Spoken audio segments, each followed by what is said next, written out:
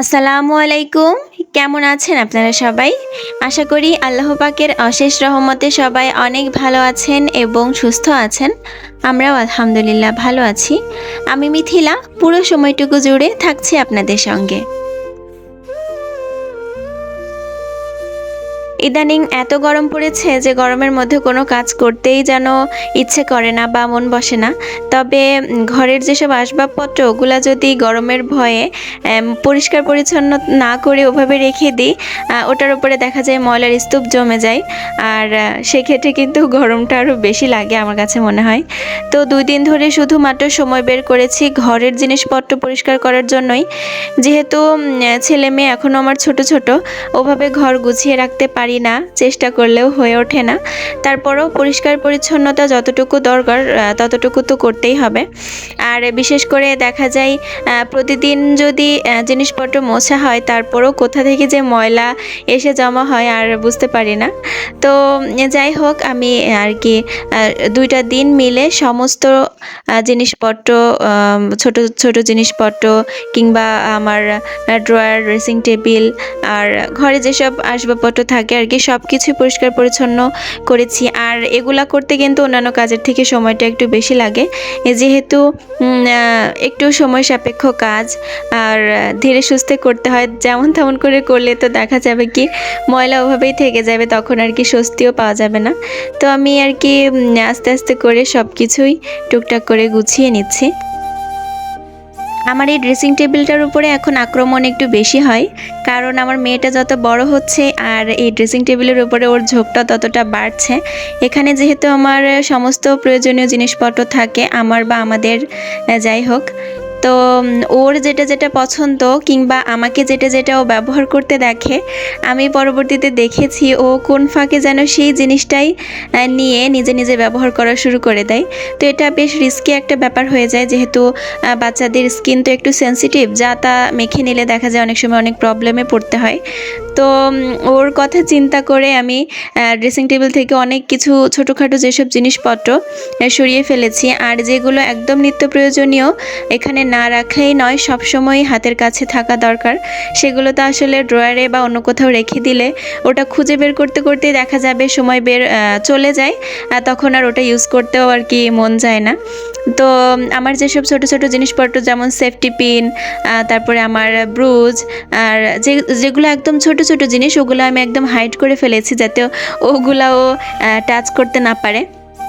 শুধুমাত্র আমার জিনিসপত্রেই হাত দেয় না, লিপস্টিক, তারপরে সাজুগুজুর যেসব জিনিসপত্র আছে ওগুলার প্রতি যেন ওর আকর্ষণ আরও বেশি।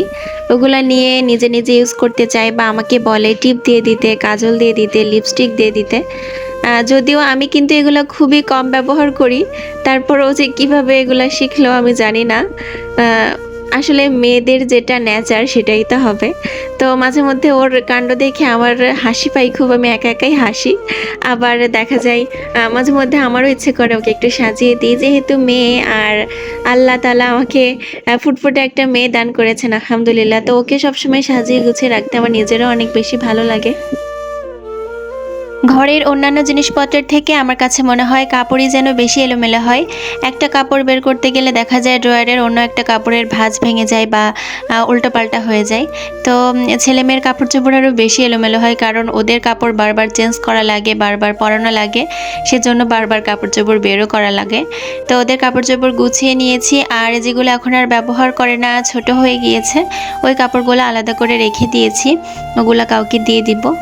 আর আগেই বলেছিলাম আমার ড্রেসিং টেবিলের জিনিসপত্র সব সরিয়ে নিয়েছি, আমি সব কিছু এখানে ড্রয়ারে রেখেছি, যেগুলো প্রয়োজনীয় জিনিসপত্র আমার মেয়ের হাতের নাগালের বাইরে, ও তো আর ড্রয়ার খুলতে পারবে না।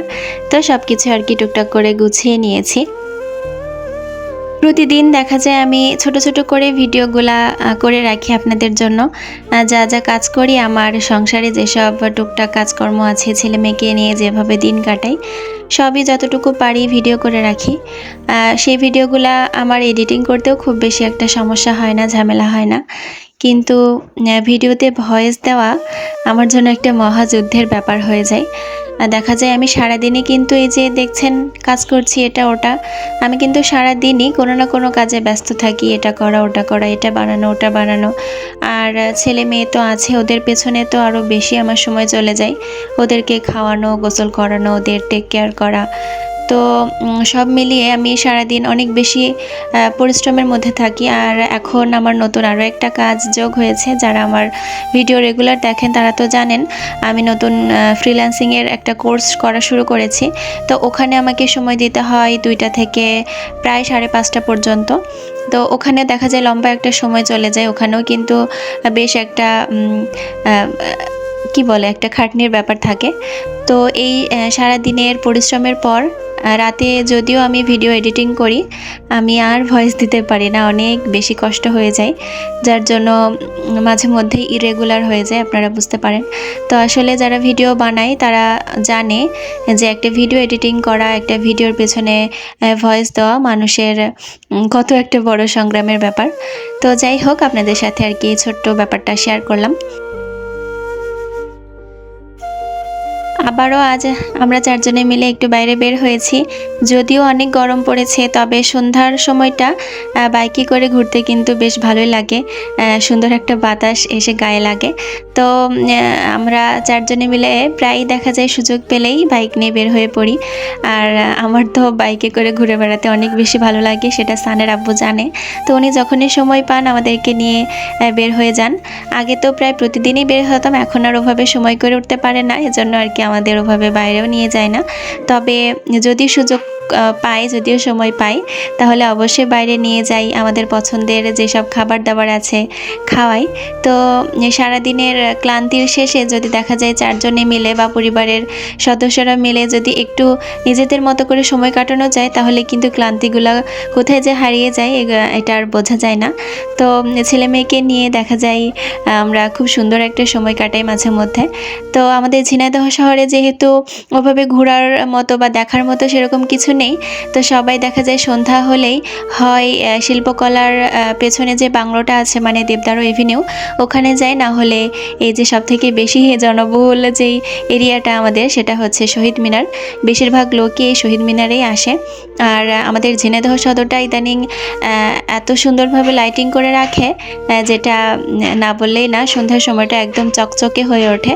তো আমরা খুব সুন্দর কিছু সময় কাটিয়েছি আজকে বাইরে বের হয়ে।